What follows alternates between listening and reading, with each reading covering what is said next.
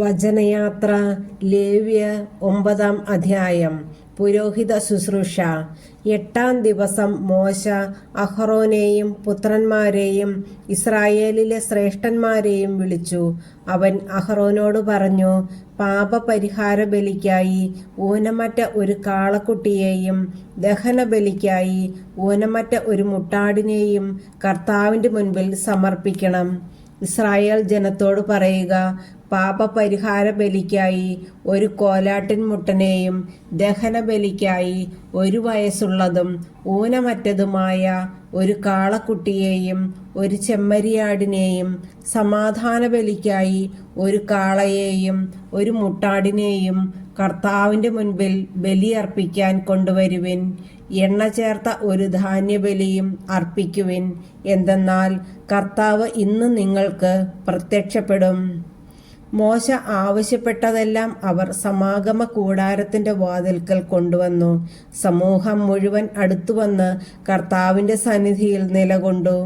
അപ്പോൾ മോശ പറഞ്ഞു, നിങ്ങൾ ചെയ്യണമെന്ന് കർത്താവ് കൽപ്പിച്ച പ്രകാരം ഇതാണ്. കർത്താവിൻ്റെ മഹത്വം നിങ്ങൾക്ക് പ്രത്യക്ഷപ്പെടും. മോശ അഹ്റോനോട് പറഞ്ഞു, ബലിപീഠത്തിങ്കിലേക്ക് വന്ന് നിന്റെ പാപപരിഹാര ബലിയും ദഹനബലിയും അർപ്പിക്കുക. അങ്ങനെ നിനക്കും ജനങ്ങൾക്കുമായി പാപപരിഹാരം ചെയ്യുക. ജനങ്ങളുടെ കാഴ്ചകൾ സമർപ്പിച്ച് അവർക്ക് വേണ്ടി പാപപരിഹാരം ചെയ്യുക. ഇങ്ങനെയാണ് കർത്താവ് കൽപ്പിച്ചിരിക്കുന്നത്. അഹ്റോൻ ബലിപീഠത്തെ സമീപിച്ച് തൻ്റെ പാപപരിഹാര ബലിക്കുള്ള കാളക്കുട്ടിയെ കൊന്നു. അഹ്റോന്റെ പുത്രന്മാർ അതിൻ്റെ രക്തം അവൻ്റെ മുൻപിൽ കൊണ്ടുവന്നു.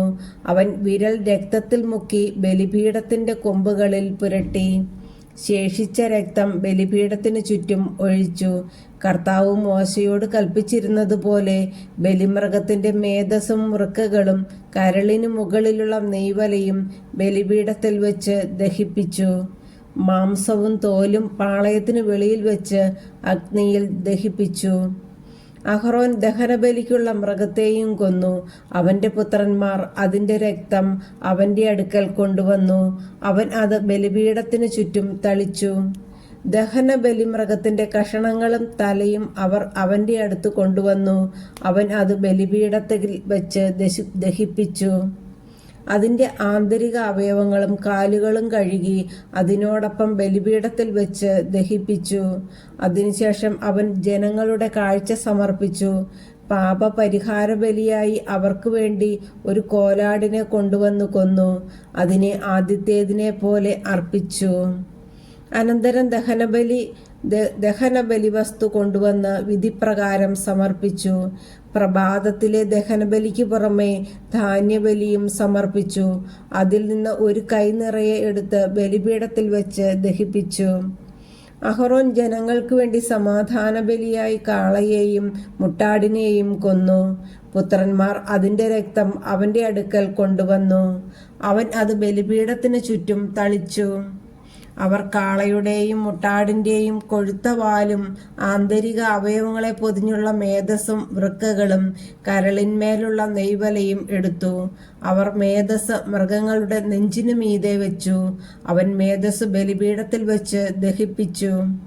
മോശ കൽപ്പിച്ചിരുന്നതുപോലെ നെഞ്ചും വലത്തെ കുറകും അഹ്റോൻ കർത്താവിൻ്റെ സന്നിധിയിൽ നീരാജനം ചെയ്തു.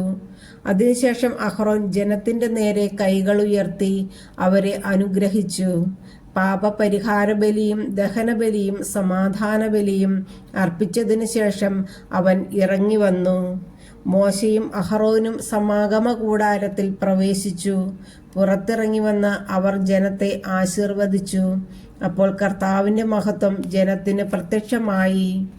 കർത്താവിൻ്റെ സന്നിധിയിൽ നിന്ന് അഗ്നി പുറപ്പെട്ട് ബലിപീഠത്തിലിരുന്ന ദഹനബലിയും മേധസ്സും ദഹിപ്പിച്ചു.